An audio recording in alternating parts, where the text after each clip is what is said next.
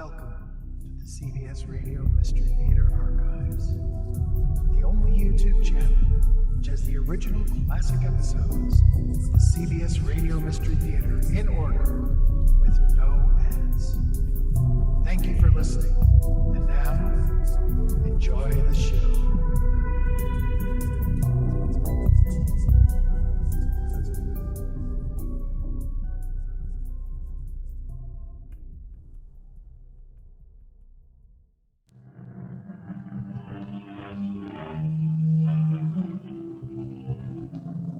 Come in. Welcome. I'm E.G. Marshall. If there ever was a country of myth and legend, it's the Emerald Isle, that precious gem that adorns the restless sea, Ireland. But for all its gay and infectious beauty, its green fields and the riot of colored flowers, there is a darker side that haunts this shining isle. Not all the mythical spirits are as captivating as leprechauns, or as gentle as the fairy folk. The Celtic gods of olden times still lurk in the shadow of the woods, the deep mountain glens, the black velvet night. This man swam across the Irish Sea? Ah, not man, sir. Sure, he was more than man. A boggart or a god or whatever you'd like to call him. And evil as a raven. Colossal he was, so no ship or house could hold him. And his heart as black as the pits of hell.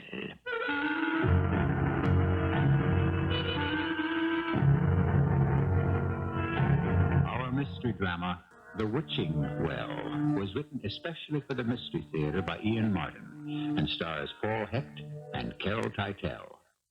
It is sponsored in part by Buick Motor Division and Sign-Off, the sinus medicines. I'll be back shortly with Act One.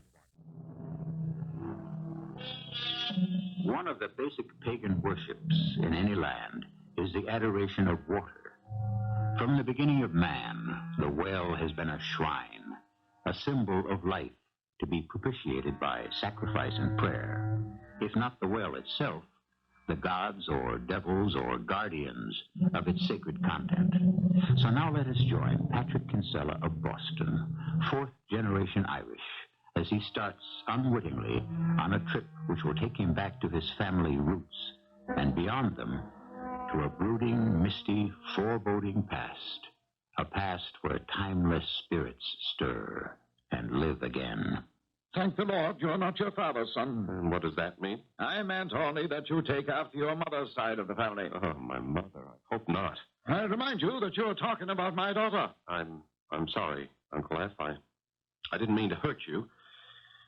It's just that Mother was so cold and withdrawn and, well, I don't know, bitter. Yeah, whatever she was, your father made her that way. With his womanizing and his extravagance and his drinking. That's not true. He was only driven to that because... God, in the name of heaven, would you leave him alone to lie dead in peace? And Mother, too. Yeah. I'm glad you have some regard for her. I do, Uncle, I do. It's just that somehow we were never close, Like you and Michael. And Lord knows he loved you. The one unselfish passion he ever had, I suppose. Yeah. Does that complete the formalities concerning Father's will? Oh, no, just one more thing. This. Oh, what is it? An envelope, obviously sealed. About its contents, I know nothing. Oh, is it all right to open it? It's addressed to you. Well, why are you hesitating? I don't know. Hunch. Just a feeling. What sort of feeling? Well, that maybe this should die with him, that it's something better left alone. You know me, Uncle. Oh, yes. You were a strange and wonderful little boy, I have to remember. When I was younger and a little more full of sap and vigor, I used to call you the changeling. I wouldn't have been a bit surprised to find your ears growing into points. You seem to be aware of so much beyond us stiff-necked old Yankees. Yeah. I remember you used to kid me about leading you to the pot of gold at the end of the rainbow. That's why I'd like to have you in the bank now. I still think you could lead us all to it. Just the way I thought your father could once. Let's not get back into that, Uncle. Let's just open this mysterious envelope. Well? It's just something he wants me to do. Is it a secret? Oh, no. Well, he doesn't say. Sort of, I suppose. Well, not between us. Well, let me read it to you. Dear son, among all the things in our relationship which has made it the best of my life was the fact we never questioned each other but accepted us on faith. So I ask a final act of faith with no questions asked. Please continue to issue a banker's check for $800 every month as indicated to the following address, Box 13, Branwell, County Meath, Ireland. That is all? Yep. No name? No name. What for? No indication. Or how long he's been paying? Nope. And how much? $800 a month. That's nearly $10,000 a year. Mm-hmm. You're not going to keep paying that out. Oh, yes, Uncle F., I am. It was my father's wish. I'm living up to it. There's only one thing I'm not living up to. And that is? I'm not going to do it without a reason, which means I can answer an earlier question of yours. I know what I am going to do with myself. I'm going to make a trip to Ireland.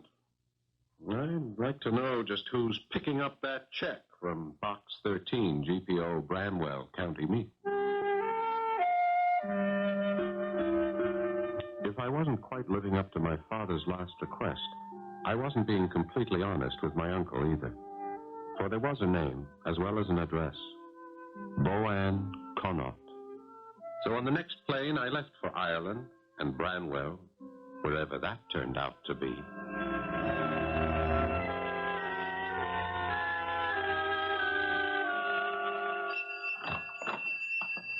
The top of the evening to you, sir. What'll it be? Oh, I'll just have, have you any draft beer? Oh, that I have.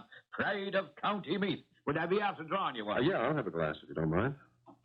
Well, now, from the tone of your voice, you would not be from these parts. America, is it? That's right, but I am of Irish descent.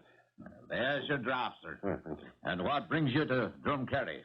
Drumcarry? I thought this was Branwell. Ah, well, so it is in a manner of speaking. Or was, you see.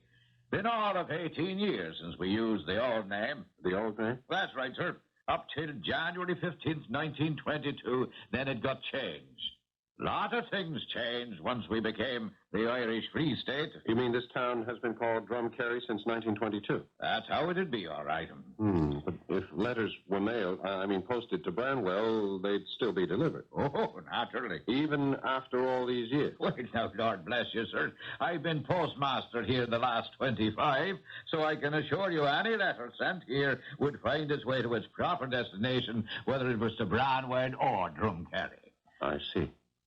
Why did you change the name? Oh, I don't know. Superstition, maybe. Not a very pleasant name, after all. Oh, seems pleasant enough to me. Well, that's because you wouldn't know Irish history, or a local history, for that matter. One reason or another, it's been a real curse, that old well. Well? What old well? Well, the one the town got its name from. Branwell, do you see, to begin with? Yes, there actually is a well. Oh, yes. Well, that is, there was. Been capped up ever since, long enough ago. No need for it once the water supply was brought in. Folks weren't using it anyway, what with its history. But what happened to the well? Did it go bad? From bad to worse. Though 'twas never any good in the first place, to my mind. Not after, as they say, Bran took it for his living place. Who was Bran? Oh, you never heard of him, weren't sure. It is not surprising, since he was Sassenach, and you being of Irish descent. Sassenach? A British man, Oh. British. He belonged to them, and we never asked any part of him. But they chased him out of Wales. And it was an ill wind ever blew him west to swim the Irish Sea and up the Boyne, till he found our subterranean caves under the mountains there. This man swam across the Irish Sea? Not man, sir. Sure, he was more than man.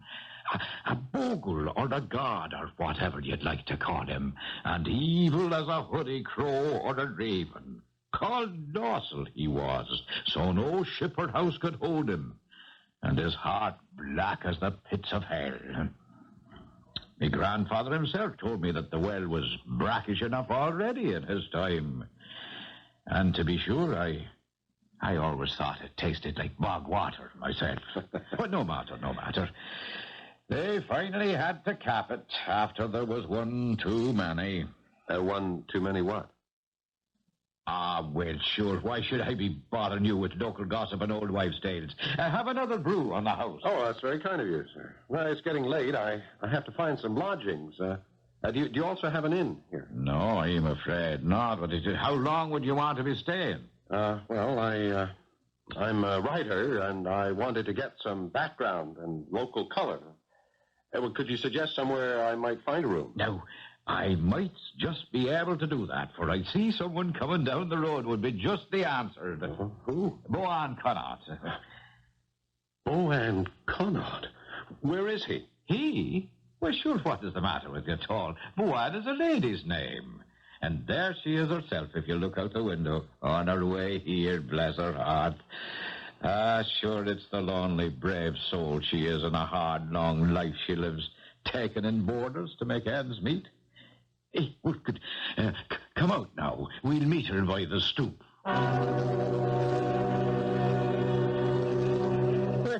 God save you, Mrs. Connaught. Where are you off so late in the eve and in such a hurry? I had a call then, Mr. Muldoon, do you see? Oh, a call, was it? And from where at all? On the telephone? Sure, you know I don't have such an instrument in the house. From the voices. No, there, 'tis a mite early for the little folks to be about yet. Stop your nonsense, Sean Muldoon. I don't hold with frippery the like of that. I have my own voices, and they serve me well. Was there something for me in the post, then? No, sure, not even one of them advertisements. Number 13 is as bare as the old woman's cupboard. But I heard it so clear. Well, maybe you did, after all. For he is a gentleman, a writer and all, is looking for lodging for a while. And 'twas in my mind that you might want to take him in. It'd only be for a couple of weeks, Mrs. Connaught. I'm willing to pay anything within reason. You're from the States? Yes, I am. I should introduce myself. My name is Patrick Kinsella. Well, now, there's a fine Irish name for you, eh? Is it not? Kinsella. Patrick? Well, the full name is Michael Patrick Kinsella. That'll be it. The room will be 10 and 6 a day with breakfast, 18 shillings with full board, no reduction by the week or month. It's just by the day. Oh, that'll be fine. Now, let me see. Suppose I pay you 2 weeks in advance? Have your luggage? It's in my car outside. Come along, I'll drive, and you direct me where to go. I had the strangest sense that I'd stepped across a border into a dream fantasy world. We drove a short distance and over a bridge, and then at her direction I turned down a hill and onto a cobblestone road to stop in a courtyard paved the same way, next to a round structure about waist high that was roofed over by some heavy oaken timbers dovetailed together and shaped to fit like a lid. Is that a well? What else? That's Branwell. The one that's never used anymore. The one that was fouled forever. As well you know. What do you mean, as well I know? Who would know better? Now, I want to know something. What? Why did you come back, Michael? Why did you ever come back?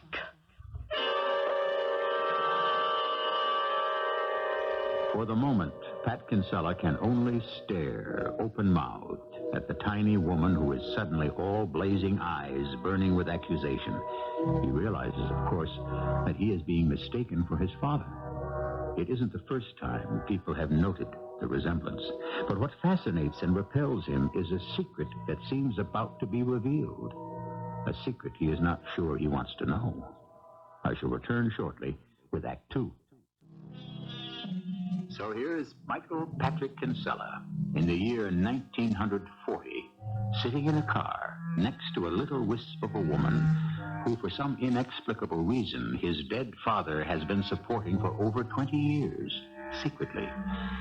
and next to a well that has been capped and shut tight against what? The legends of the enormous demigod who lives far below in its subterranean caverns, always hungry for the sacrifice of a human soul? Or some more practical reason, that the water is fouled, or the well has outlived its usefulness? I'm afraid you're making a mistake, Miss Connaught. I'm not who you seem to think I am. Never fear a whisk, lad. You're just who you have to be. Yes, but my name isn't Michael. I mean, that's not what I'm called by. It's Pat. It's a long time, do you know? And who remembers all the names the way they can change with the passing years? You're still the one expected, are you not? Expected? The voice was after telling me you'd be back. Did you not hear it yourself? The voice? What else would you call it? You'll not be telling me it didn't call you then. Else why are you here again? Well, I'm not here again. There now. It had to be. Such an important anniversary. 21 years. You had to be here. Here for what? To strike off the chains, set the soul at liberty to rest in peace. Miss Connaught, forgive me, but I really don't know what you're talking about. Do you not, Michael? I'm not Michael. I'm Pat. Michael was my father. Is it so? That might account for it then. But here. 'Tis late it's coming on to be, and you could be tired, and have a good meal is what you need under your belt. We'll leave the car here and walk to the house, and I'll get you settled in again. Again? You'll see. Once you're in the house, and it all begins to come back. I didn't really want to get out of the car into the Irish gloaming, that peculiar half-light between day and dark that lasts so long. But grabbing my bags, I dutifully followed the tiny figure of my hostess as she clumped doggedly, but yet with a kind of grace, down the path to a small thatched cottage with thick stone walls. Inside, she lit kerosene lamps and bustled about, getting me settled in an upstairs room with a dormer window poking through the thatch and overlooking the well. Do you remember now? Why can't I make you understand? There's nothing to remember. All I'm here for... You can't deny that bed, and the well outside the window, and that here it was the wedding night.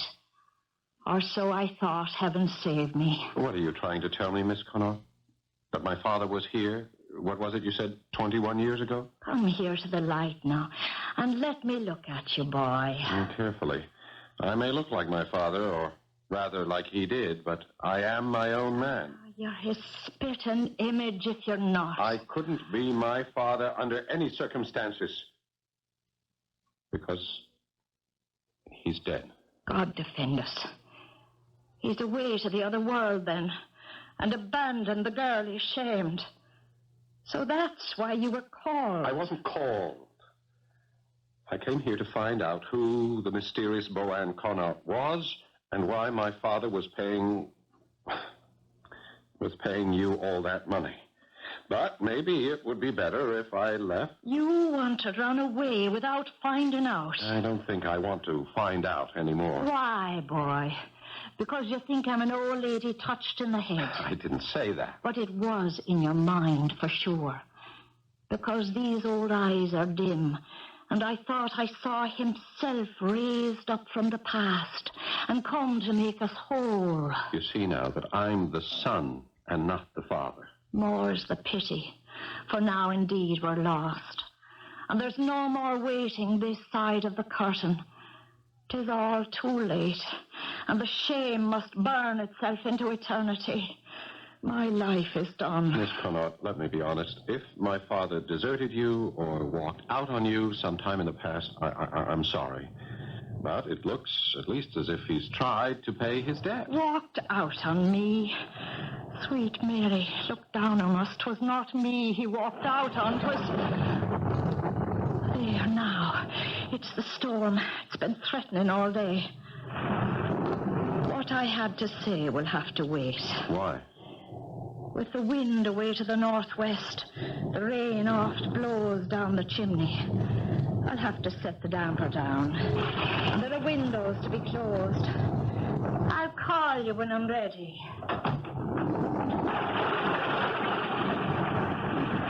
This would have been my moment to pick up my heels and run. My last chance. But I had waited too long. I went to the window, peering out through the streaming rain that blurred the window panes.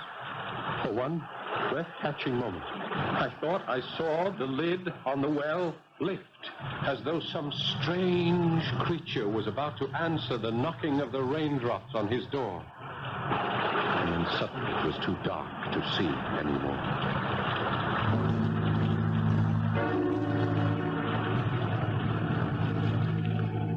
By the middle of dinner, the rain was gone. And by the end of it, Miss Connaught was too. I had tried to question her, but she refused to talk until I'd eaten. And now she seemed to have disappeared into thin air. Suddenly, I wasn't mystified anymore, or apprehensive, or afflicted by any form of ESP. I was just plain angry, and I wanted out. I packed my bags, slung them in the car, headed out of the cobblestoned yard and along the road to the bridge. But that's as far as I was going. It was awash, a foot under the swiftly flowing river. All right, just a minute, I'll roll it down. Were you looking for me? No, Miss Connaught, frankly, I was taking a powder. Of what? I thought you had run out on me, so I decided to run out too. You'll not run very far this night. The bridge is underwater, and the river isn't even crested yet. If we get more rain tonight, we're in for flood. You'll not get across very soon, boyo. All right, then. Climb in. I'll take you back to the house. Looks like we're fated to open some graves.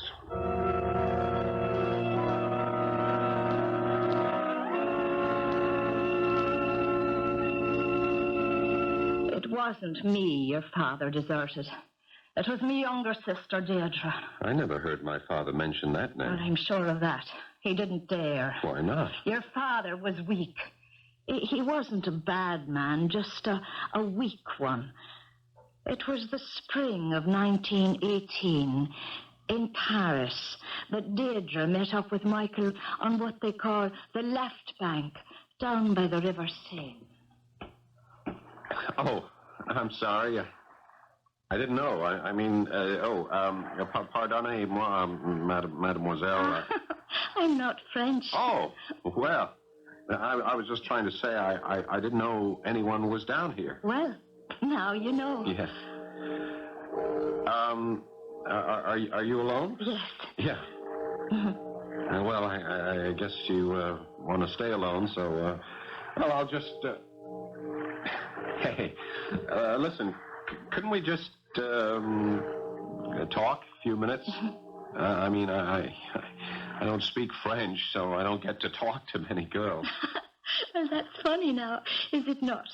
Here I speak English, but I don't get to do much talking in a social way with the English soldiers. Oh, no, I'm not English. I'm American. Ah, so I hear. And you are not English. You're Irish. I can hear that. And if I am? You know, I'm Irish, too. No, 3 generations back. Are you now?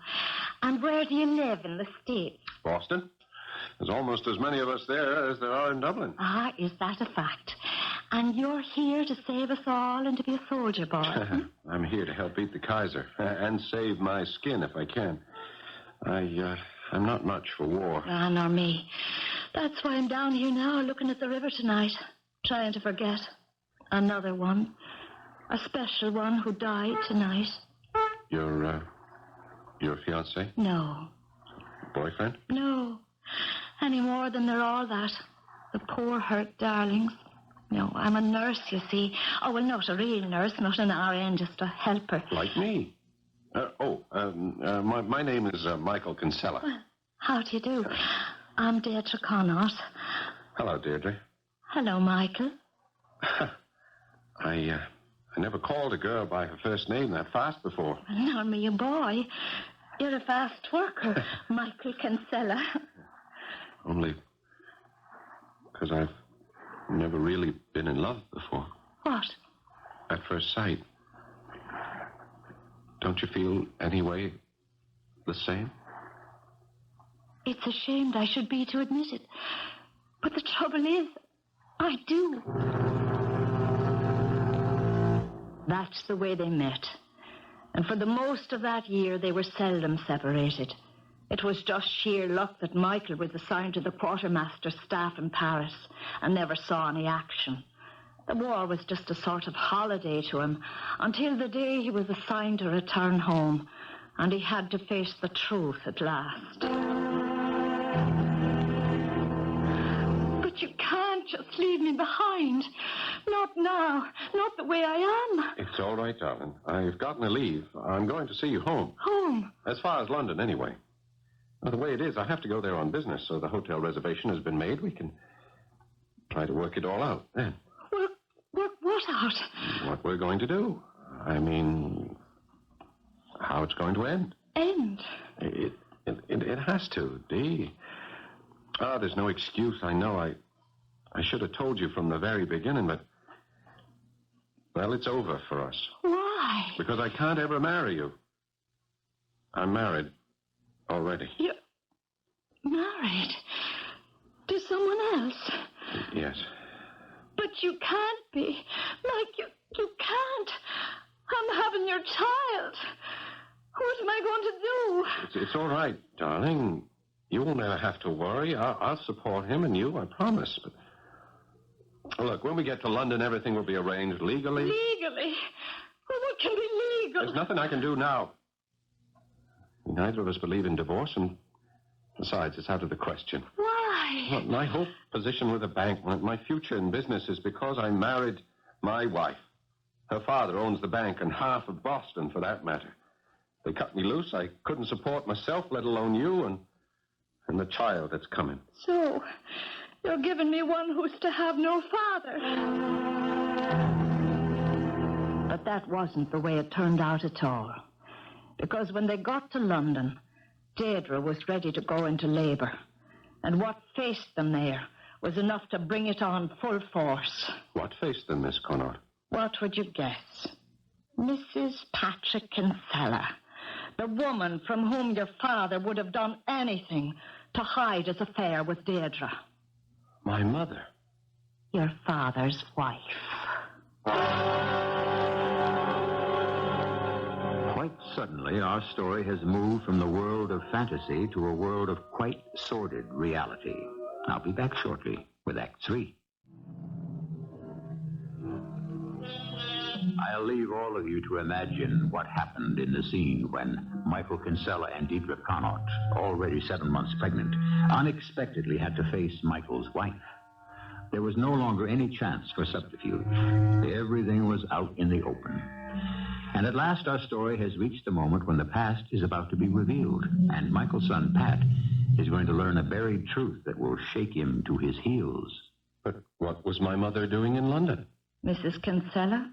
Well, sure, she knew the hotel had been engaged in London for business.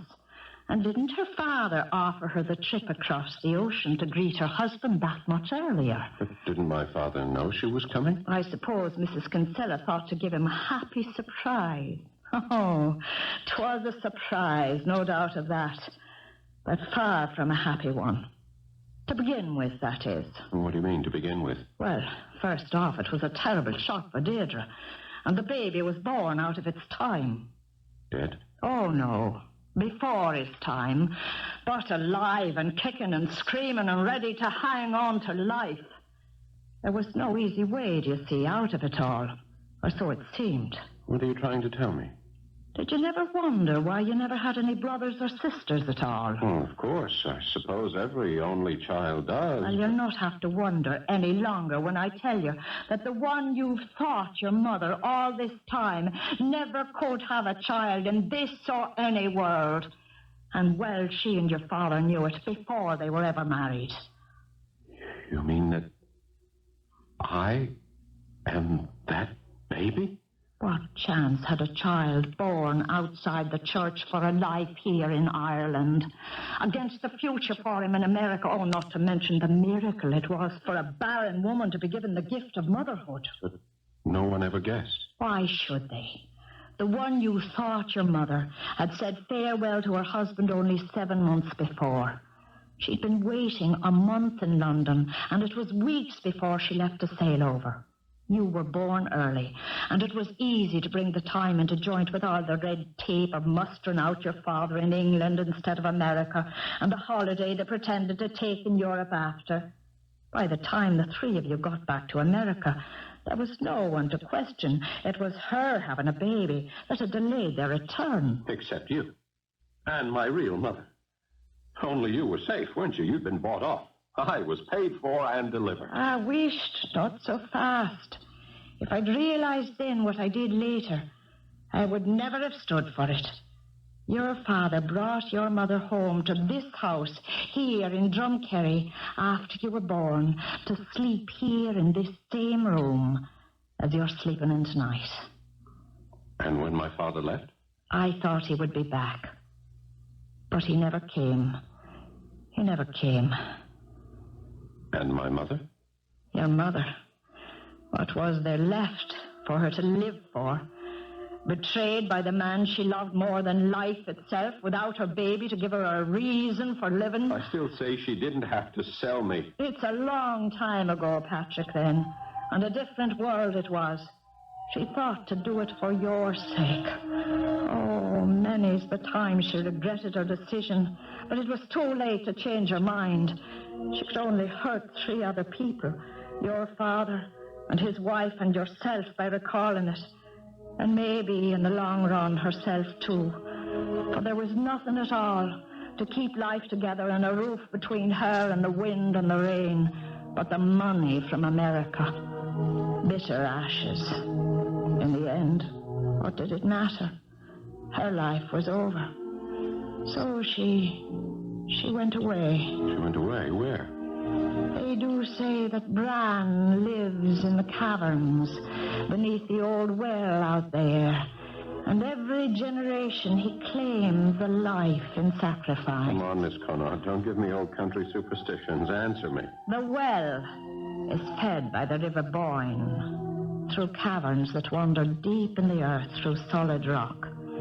She was not the first to step into Bran's well and drop into eternity.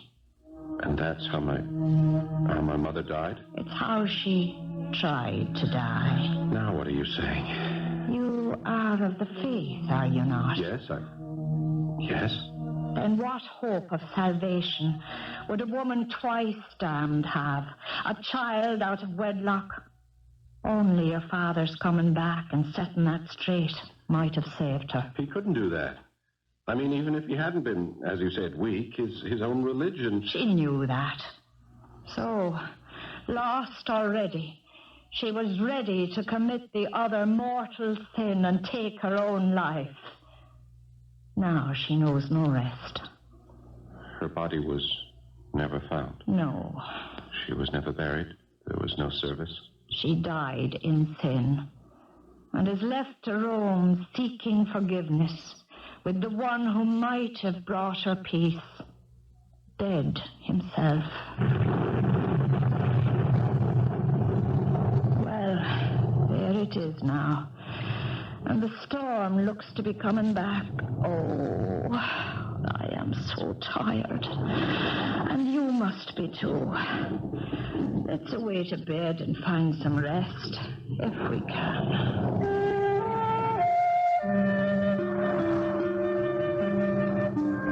I don't suppose I've ever felt more tired in my life. My mind churned with all the revelations I had. But underneath it all, as I tossed and turned while the thunder growled in the background, was that strange sense of inner vision I had wrestled with since childhood. The unexplained knowledge of events, future and past, that had haunted me all my life. And in this turmoil, I fell asleep. I was startled startled by an enormous thunderclap, followed by the wrenching split of wood. It brought me bolt upright and in one bound to the window, where, in the courtyard below, in the flash of the lightning, I could see that the oaken cap over the well gaped open, and through the sudden curtain of rain, I could only half see emerging from the shattered split in the wood a strange, ephemeral presence. The last huge clap of thunder drove me inexorably downstairs and out into the rain and towards the well. Fine.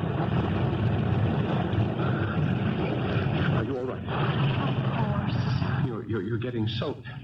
So are you. Well, that doesn't matter. Come, we should go into the house. Should we? Why? Well, it's crazy to stay out in a storm like this. Does that bother you? Let's stop it. The rain stopped. The thunder's gone. The moon is shining. What happened? You asked for it. I gave it to you. Who are you? You must know by now. Deirdre. Yes. But you're dead. Oh, how I wish I were. I'm only passed over. What? I can't be dead, you see. Not yet. Not till... I'm waiting. Waiting. Waiting? For what? For him to come. Who? Him. The one to release me. The one to let me sleep at last. He is dead. My father is dead. I know. But he can't save me. Only you can. Why me? Because you are the one who has been wronged. Only you can forgive. Why should I? When you sold me... I wanted a better life than I could offer you. The money was not my idea, but your father's. I never spent a penny of it. It's all saved up against the day of your coming here, as I knew you would. It will be yours now, and you will be independent now, and free, in a way Michael never was. Ooh, it's near the dawn, and my time is running out. Patrick, darling, my son, don't turn your back on me as your father did. Please. Mother, it's too late. I never knew your love, not as a child. How can I find it now when you are dead and in the grave? Give me yours now, and you will find my love. Set me free, and I'll come to you in good time. You will see. Mother, I forgive you. I forgive you with all my heart. Then my bonds are broken, and I can go meet your father as my newborn self in this other life. Look for me, my darling. Look for me. I will come to you at last and will bring you all the love you have missed.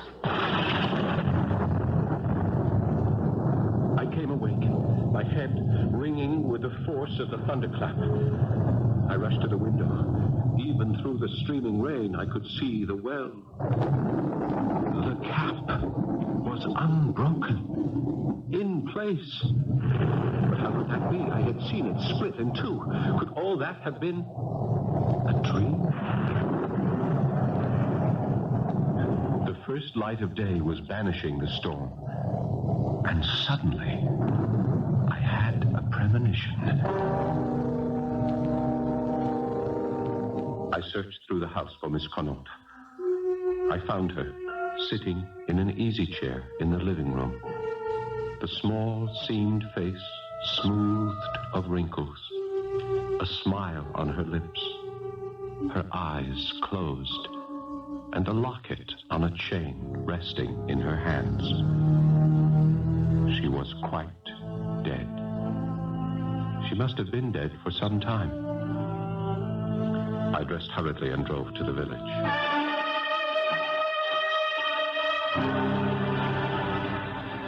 So poor little Boan Connaught is gone at last. Ah, well, 'tis a blessing. Little she had to live for and all without a man ever. Mr. Muldoon, the well, Miss Connaught had that cat, didn't she? Ah, no, indeed, that was the town. There were too many young colleens over the years stepping off its copehead, and the last one was just too much. Miss Connaught's sister, Deirdre? Sister? Boan Deirdre Connaught? Sure, she never had a sister in this life. Single she was, and half the boys in the county after her, till she came back from Paris, France in the First War. And never another man would she give the time of day to from that time till now. Now that she's in her grave. So there it was. I suppose I should have guessed it all along. That sad little lady was Deirdre Connaught, the mother I never knew. And all that love unspent between us. But somehow I'm not sad. I open the locket, and there's a picture there of her as she must have been when she was young. Tousled red hair and sea-green eyes, dancing with impish merriment. And I know that somewhere in the future she is to come to me again. And this time we will live out our years together. I'm as sure of it as I am of my own name.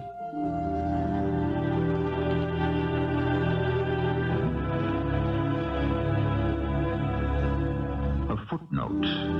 Shortly after Pat Kinsella returned to America came the disaster of Pearl Harbor. He enlisted immediately and fought with distinction through all of World War II. In the summer of 1945, after VE Day, his first night in Paris, he went to the left bank of the Seine, retracing his father's footsteps down the steps to the wharf. Did he know in some mystic way that he would find there the young nurse whom he would marry? They are still living happily ever afterwards. I'll be back shortly. The old dark gods may still haunt the Emerald Isle, but somehow it's the bright and happy ones who seem to win out in the end. So, for all her travail, her sorrows, and her harried history, let's remember Ireland with the face she always manages to turn to the world, the one with a smile. Our cast included Paul Hecht, Carol Teitel, and Ian Martin. The entire production was under the direction of Hyman Brown. This is E.G. Marshall inviting you to return to our Mystery Theater for another adventure in the macabre. Until next time, pleasant dreams.